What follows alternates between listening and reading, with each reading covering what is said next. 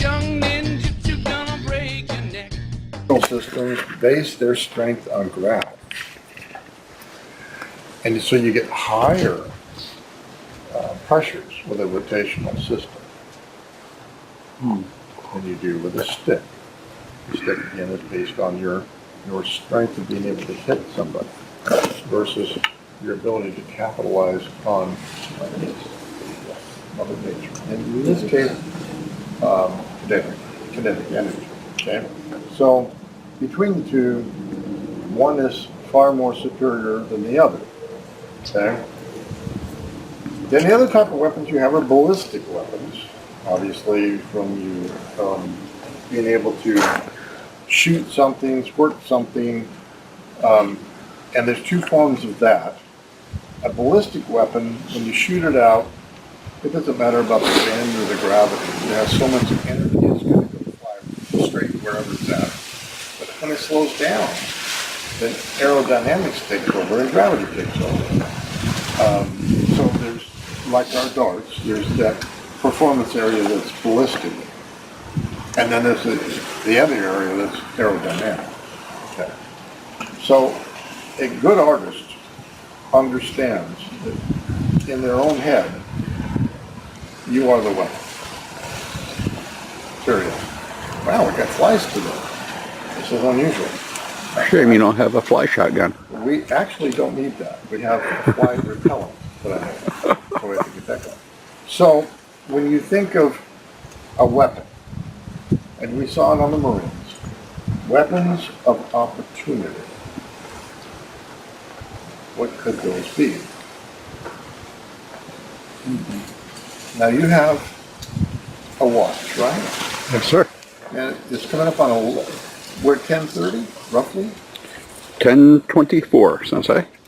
You two, I'm really going to Larry Sensei and Barney Sensei to be here, but maybe we'll recycle that. But you have a half hour to walk out this gate and make fight constructed either a linear weapon or a rotational weapon or both. But you are the weapon. Right.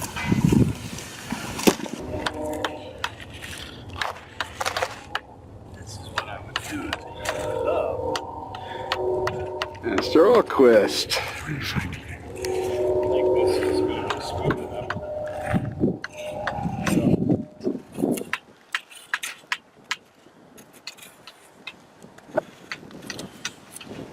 Smooth so that your hands don't get all screwed up.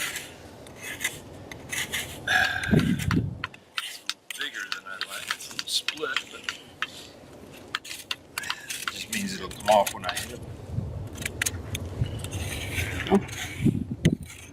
Somebody working over here on something?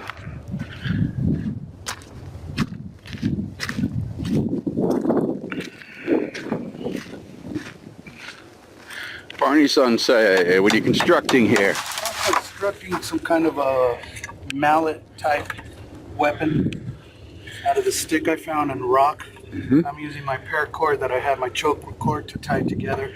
I'm just making right now with my knife, my camp knife, chopping to give it a little indenture to be able to tie it down better. So your message is, if you don't have a killing knife, at least have a knife you can use to create a killing tool with. Exactly. We're trained to have knives on us at all times, so I'm just using the tools that I have.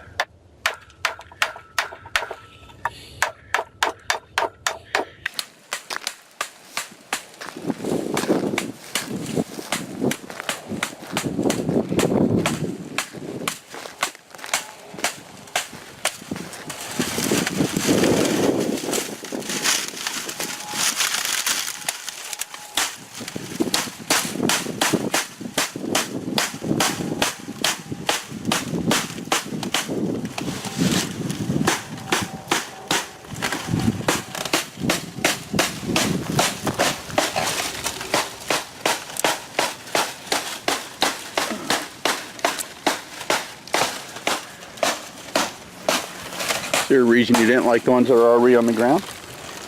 These actually were a lot sharper and harder. Those ones were a little too dry and brittle. Okay. Trying the longevity.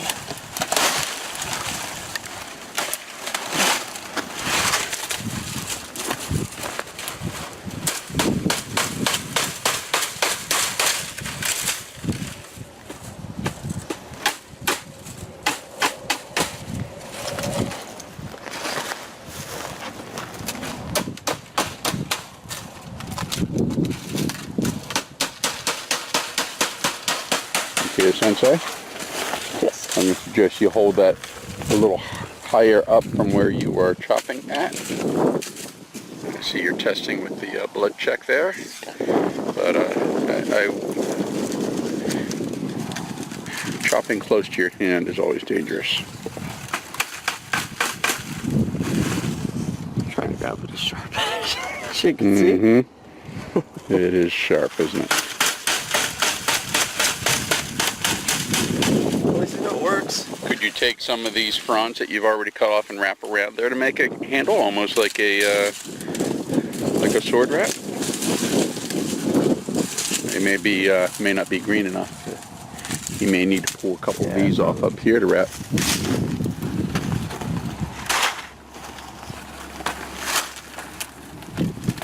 Or you can just keep bleeding.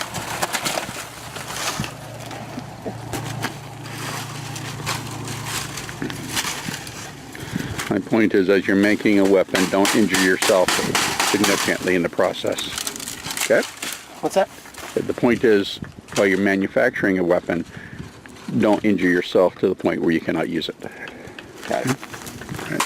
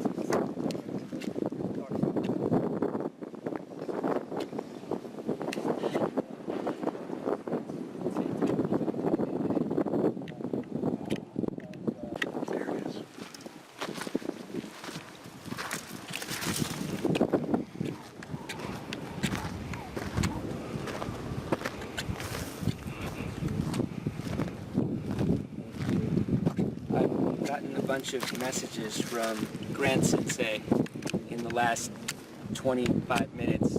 Have you made your weapon? Yes, Okay. 2, 3 actually. Okay, you have 6 minutes to get back online.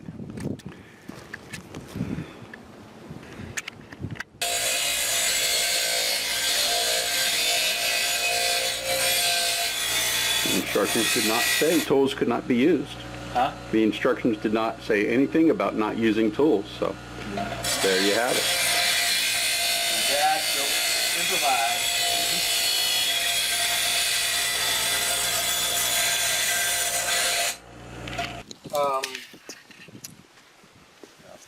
What you do? I have several different ones over there, but this is took this off that big old dowel out there, you know, the spool. Yeah. Took this off and then sharpened it up. So that's probably went pretty good. That probably would Close. be pretty damn good. Yeah, yeah. Good. Something else over there? Oh, I got several. There's some tetanus spots at it too. I gotta try to think about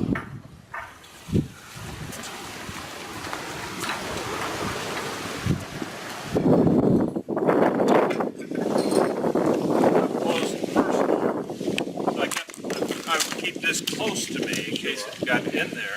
But I figured before that got there, well, these are other close in tools. You found those? Yeah. Out Found there? these. I found, yeah. This I found right here, but pen. Yeah. Shape this up a little bit for a nice little poker. This one I made. I found an old beer bottle out there. And so I figured this would be coming in close. I don't know how sturdy it would be, how long it'd be, because you got glass here. But I wanted a sharp edge on it. So, Is that why you chose to rotate it towards us yeah. Yeah. instead of a vertical I just want to pattern? make sure it didn't come off on me. Yeah. So, Okay. and then this unto itself is just heavy. Oh, yeah. This is just, Yeah. this is where you reach out. Good rotational. Yep. Yeah. Yep. Yep. So you figure out the way I kind of looked at battle. There's distance, there's close in. So close in, this is the last thing to use. I mean, just cut them to death. Right. Lunge at them. But then you got all these sharp little objects you can poke in them. So all of them go inside. Very good. Yeah. All right. Mattia Sensei, what do you got? I tried to use some local natural Flora and fauna. tools Yep, here. yep, Yeah. yep. Cut some palm leaves. I took them off the tree and then I cut off the blades on the bottom. Look Left at that. some sharp Oh, edges. yeah. So a nice linear. Yeah. Plenty. These things are really sharp, as Master Lewis can attest to. I already poked my hand. You can see I got a little bit of blood here. There, right there. Yes. They're really sharp. That's where I poked my hand. Damn. Imagine that. Very natural. Yeah. And there's a secondary backup Oh, look at that. shiv. Like it. This is defender. Bonnie Sensei. Well, being a Native American background, of course, I went to the tomahawk. Old school.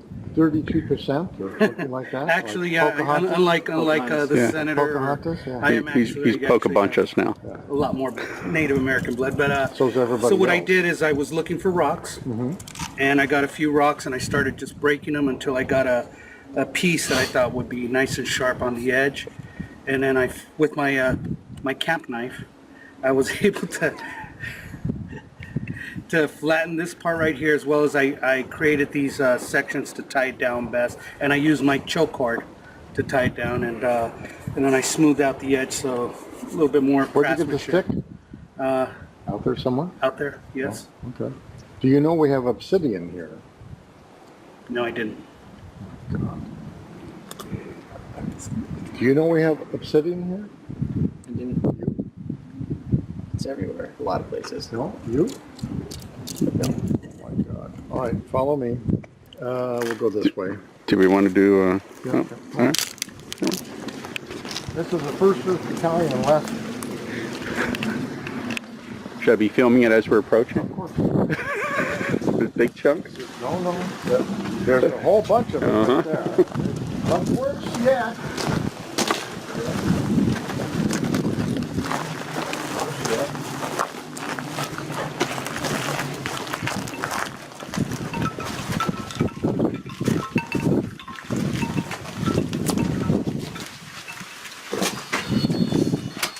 Go ahead. Step over the rock. Some of this on the way in. Step over the rock. And some of it right there. Yeah, go ahead. Step over the rock.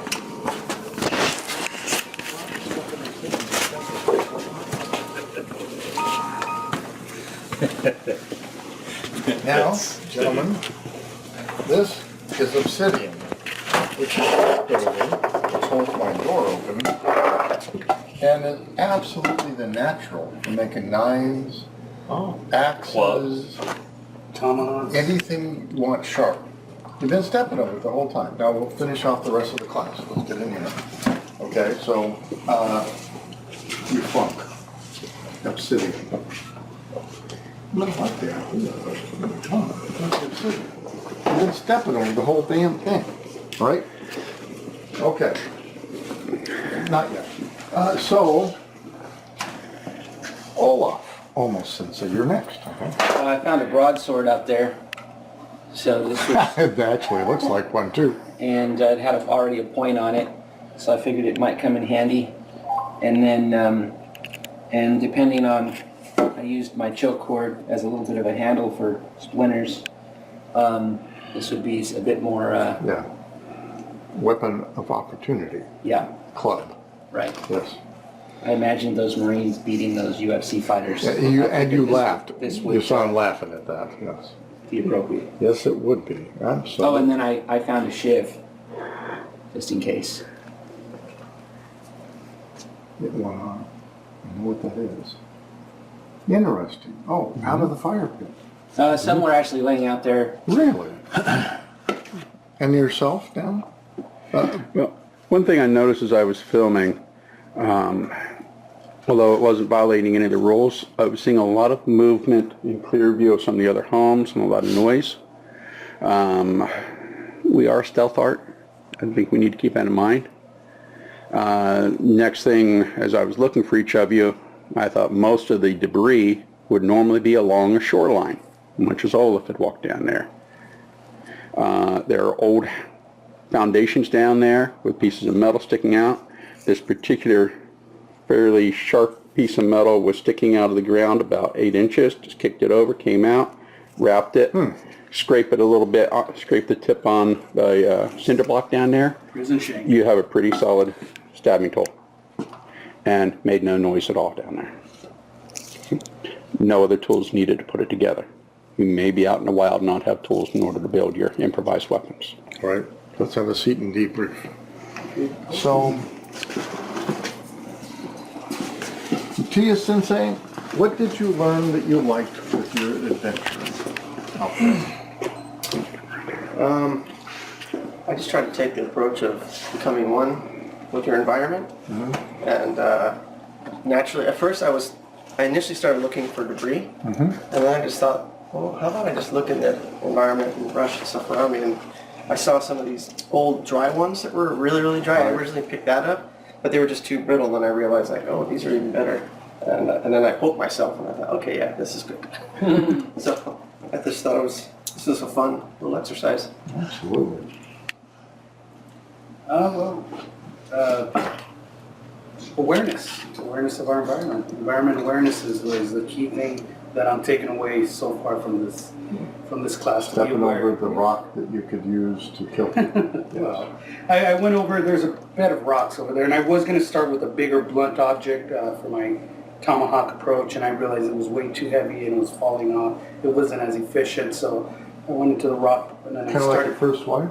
and I tried to find a rock with edge to give it to, so just the environment, being around, being aware, using, just thinking like you, like an engineer, you know, how am I going to make this a better weapon? Boa? I wandered, I guess that would be east, and then I figured by the shoreline I'd find and then I saw this whole line of fish bones, and I thought, oh, I could use a fish bone, you know, something sharp, pointed, but they were so brittle, they weren't going to work. So then I just kept walking. I figured I'd find, kind of like what Kerry Sensei said, that was going to take a little bit more time and construction to yank something off one of those foundations. But and then I ran into these, and I thought, okay, I had, you know, so. Love it. Oh, and I used my cord, so. Athletics sensei? Well, my approach was more, okay, think about how many ways you can be attacked. So you got to try and figure out, is it going to be far field, is it going to be up close and personal? So you'd have to create a defense mechanism that would answer all those questions. So the more was more stuff you could throw at somebody, I felt better. You know, if I had something in close, that's great. I could reach out and touch you, even better. Okay. Kerry sensei? I was just looking, you know, I like pointing objects and being up close and personal.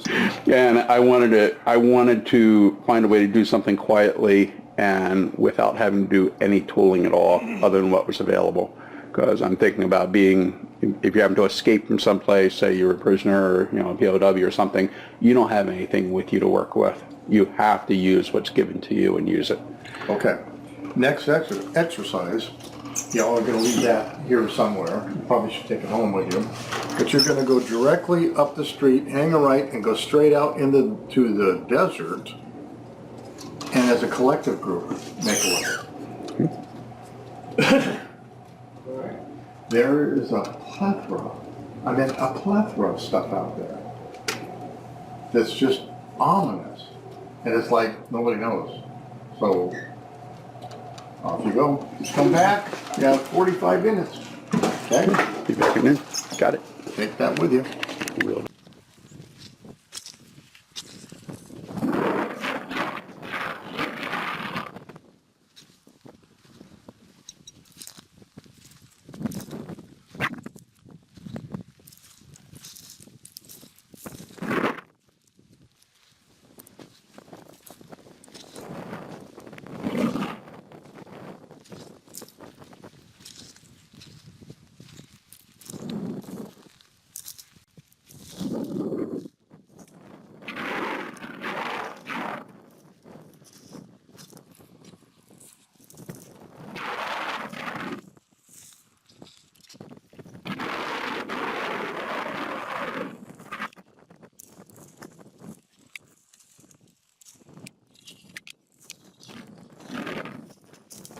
Used as a trip, you know, or it can be used by, I mean, so it can be like a trap, you know what I mean? Like there's three of us, so one person gets the attention, and then the other two guys are holding, you know, part of the hose and basically trip or trap or something along those lines. And then depending on what kind of trap we're using, we could have fashioned some of these things as sharp objects to impale someone when they fall, or something along those lines. Another thought that came to me is a knife on a rope or a nitsugu. Make cordage out of that. Stretch it out, knot it up. We have that. It's really. Because I'm thinking, see, I'm not just thinking slingshot. I'm thinking ambush. So in order to guide someone into an ambush, they either have to be walking that way purposely, or you have to like bring them in there, right? You have to sort of create a diversion, like they have to see one of us, right? And so then the other person kind of, and then they follow into basically the point of ambush, and then we use these weapons collectively, right? To, you know, like a trip or a trap or something like that, to, you know, to capture whoever we're trying to capture, right? Because then that, I think that is easily understood to be considered one weapon for the group. You know what I mean? For you to come up with something that's really neat soup up. So here's what my thought was. My thought, and it's kind of good what you brought back. I think maybe that'll help us. Was that how do you qualify one weapon for 4 people, right? And so I thought, or 3. So I thought we create a scenario for an ambush, and so one person comes in, one person draws them in, and then the other two end up basically using what we have here to basically subdue the opposing force. Yeah. So that to me qualifies. Assuming it's like a person. Could be more. So essentially, you're defining weapon as the ambush as a whole Correct. versus a bunch of individual material items or a single material item. Yeah, because The ambush itself, the mentality of it is the weapon. I mean, honestly, like everybody's like, oh, you're a ranger, you're a ranger, you're a ranger, and that's all cool and everything, but rangers never work alone. They always work in teams, and the only reason that they're so lethal is because they work in teams. They don't work individually.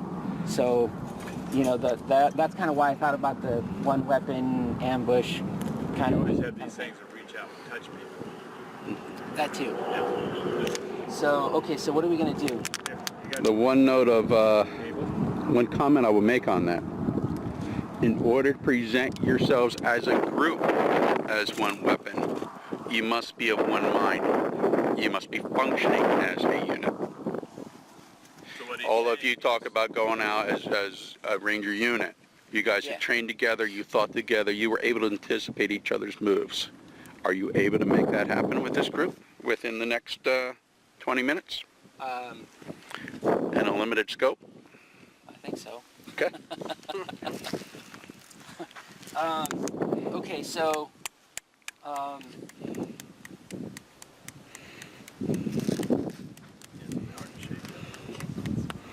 so that is that's like some kind of wire Cabling, cabling. guide cable. So we have this. We have this. I mean, I was thinking very basic, like impaling, trip and impale. Then you got to get them so specific that they go right to where you want them to. You'd Well, have yeah, to because- create a funnel. Exactly, ambush. That's what I was talking about. Fatal funnel.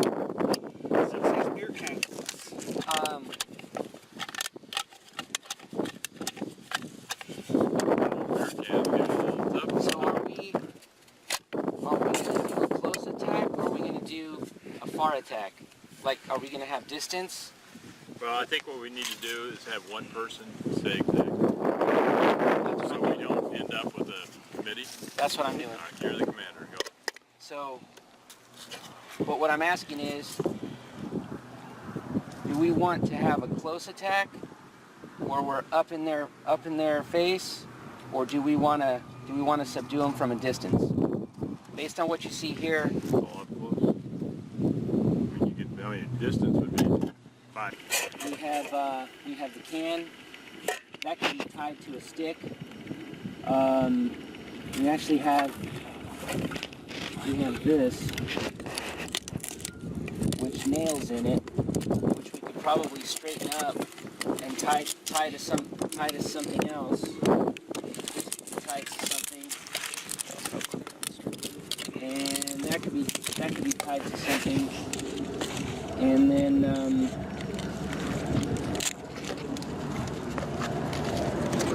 this. How many is it? Just 3 of us that I'm planning for, or 4 of us? 4. Okay. No, they've been sun hardened. Say again? The wood will break before the nail straightens. Okay. It's too flexible. Toss it then. It's still pretty brutal and whackish. I mean, it'll work for one hit, maybe. You think? Yeah, I think so.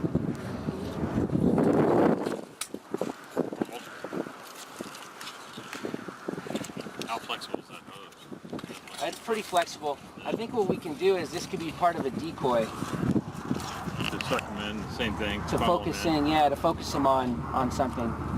So, because they're going to say, "What's that?" And then they'll come and they'll look for it and they'll be focused on this, and that gives us like just a moment to basically gain surprise. Does that story make sense? Same thing I'll do with these. saw that you kind of pulled in on it because of the color, and it doesn't look. It looks foreign up here. Okay, so who's linear? You're rotational.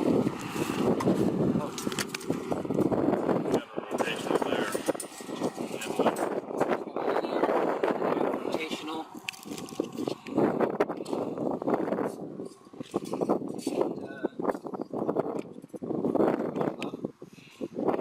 That's okay. You good?